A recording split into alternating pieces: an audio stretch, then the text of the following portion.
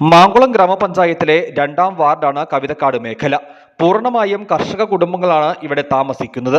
പ്രദേശത്ത് കഴിഞ്ഞ കുറച്ചു നാളുകളായി തുടരുന്ന കാട്ടാന ശല്യം ഈ കുടുംബങ്ങളെ വലയ്ക്കുകയാണ്.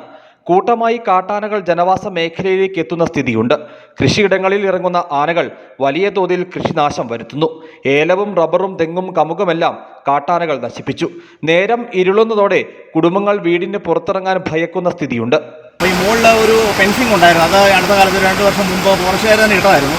അവരിത് കഴിഞ്ഞ 2 വർഷം മുമ്പ് ആ ഫെൻസിങ് അവർ തിരിച്ച് അഴിച്ചെടുത്തുകൊണ്ട് പോയി. അതിനുശേഷമാണ് ആന കണ്ടമാനം എല്ലാ മെയ് ജൂൺ ജൂലൈ ഈ മാസമാകുമ്പോഴത്തേനും ഇടയ്ക്കൊക്കെ വരും. ആ സമയത്ത് ഈ ആന ഇറങ്ങി വന്ന് എല്ലാവരുടെയും പറമ്പുകളിലൂടെ വന്ന് കൃഷി നശിപ്പിച്ചുകൊണ്ടിരിക്കുക. അപ്പോൾ ഞങ്ങൾ ഇവിടെ എല്ലായിടത്തും തന്നെ പരാതിപ്പെട്ടിട്ടുണ്ട്.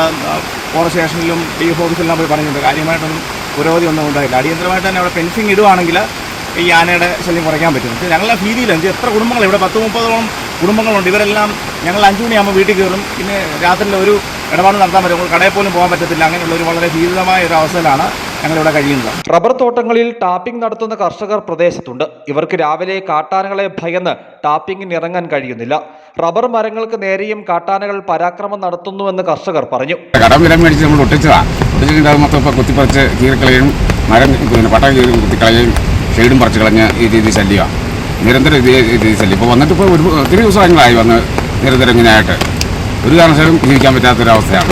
കഴിഞ്ഞ കുറേ നാളുകളായി കവിതക്കാട്ടിലെ അവസ്ഥ ഇതാണ്. വീടുകൾക്കരികിൽ വരെ കാട്ടാനകൾ എത്തുന്നു.